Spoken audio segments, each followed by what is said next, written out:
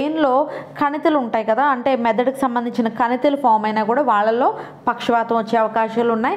బ్రెయిన్లో వాపు ఉన్నా కూడా మెనింజైటిస్ అంటారు, అంటే బ్రెయిన్లో ఉన్న మెనింజెస్లో వాపు అనేది కనిపిస్తుంది. సో అలా ఉన్న వాళ్ళకు కూడా మనకి పక్షవాతం వచ్చే అవకాశాలు ఎక్కువగా ఉన్నాయి.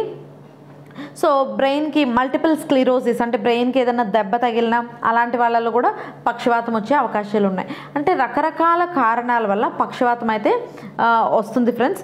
సో ఈ కారణాలను మనం ముందుగా గుర్తించినట్లయితే, అంటే లక్షణాలు కూడా నేను చెప్పాను కదా, ఈ లక్షణాలను కూడా గుర్తించినట్లయితే ఇమీడియట్గా ఈ లక్షణాలు గుర్తించిన 3 hours లోపల డాక్టర్ దగ్గరికి వెళ్తే ఈ మధ్యకాలంలో ఒక ఇంజెక్షన్ అనేది చేస్తున్నారు డాక్టర్లు.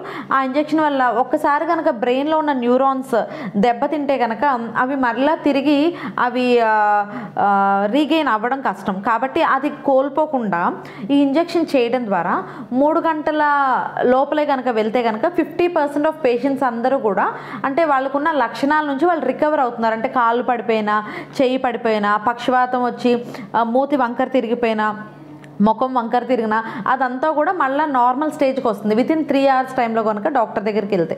అయితే ఈ పక్షవాతం రాకుండా మనం ఎలాంటి జాగ్రత్తలు తీసుకోవాలి? ఫస్ట్ అండ్ ఫార్మోస్ట్ థింగ్ ఏంటి అంటే రక్తపోటును ఎప్పుడు నియంత్రించుకోవాలి. అంటే హై బ్లడ్ ప్రెషర్ లేకుండా, బ్లడ్ ప్రెషర్ ఎప్పుడు కూడా 120/80 ఉండేలాగా ఖచ్చితంగా చూసుకోవాలి. రెండవది మధుమేహ వ్యాధిగ్రస్తులకు వస్తుందని చెప్పాను కదా, మధుమేహ వ్యాధిగ్రస్తులు కూడా వాళ్ళ యొక్క షుగర్ లెవెల్స్ అనేది కాన్స్టెంట్గా నార్మల్గా మెయింటైన్ చేయాలి. ఎవరికైతే వాళ్ళ యొక్క రక్తంలో ఈ షుగర్ లెవెల్ ఎక్కువ అవుతుందో వాళ్ళకి వచ్చే ప్రమాదం ఉంది. కాబట్టి వాళ్ళు కూడా జాగ్రత్త తీసుకోవాలి. వాళ్ళు ఎప్పుడు కూడా బ్లడ్ గ్లూకోజ్ లెవెల్స్ నార్మల్గా మెయింటైన్ చేయాలి. అదేవిధంగా బ్లడ్ ప్రెషర్ కూడా నార్మల్గా మెయింటైన్ చేయాలి. దీంతోపాటు వాళ్ళు జంక్ ఫుడ్స్ తీసుకోకుండా సమతుల ఆహారం తీసుకోవాలంటే ప్రాపర్ బ్యాలెన్స్ డైట్ అనేది వాళ్ళ ఖచ్చితంగా తీసుకోవాలి.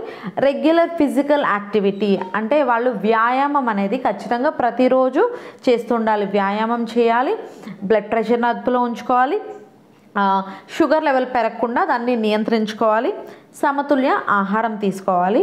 అండ్ ఇటువంటి వాళ్ళు ఎక్కువగా ఫ్యాటీ ఫుడ్స్ అంటే ఫ్రైడ్ ఫుడ్స్ ఎక్కువగా తీసుకోకూడదు. ఎక్కువగా ఉప్పు కూడా తీసుకోకూడదు. ఎక్కువ ఉప్పు తీసుకున్నా కూడా, ఫ్యాటీ ఫుడ్స్ తీసుకున్నా కూడా దానివల్ల వచ్చే దుష్ప్రభావాలు మనకు తెలుసు కదా ఫ్రెండ్స్. సో స్థూలకాయం కూడా ఒక కారణం అని చెప్పొచ్చు. స్థూలకాయం వల్ల రకరకాల డిసీజెస్ వచ్చే ఛాన్సెస్ కూడా ఎక్కువ. కాబట్టి స్థూలకాయం లేకుండా ఉండాలంటే physical activity and proper diet ఉండాలి. చెప్పాను కదా ఫ్రెండ్స్, బ్లడ్ ప్రెషర్ కంట్రోల్ చేసుకోవాలి, డయాబెటీస్ని కూడా కంట్రోల్ చేసుకోవాలి.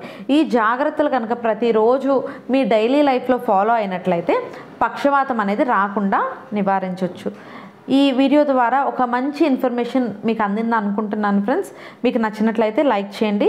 ఇంకో ఇంపార్టెంట్ టాపిక్తో మీ ముందు ఉంటాను. Thank you for watching my video. Bye friends.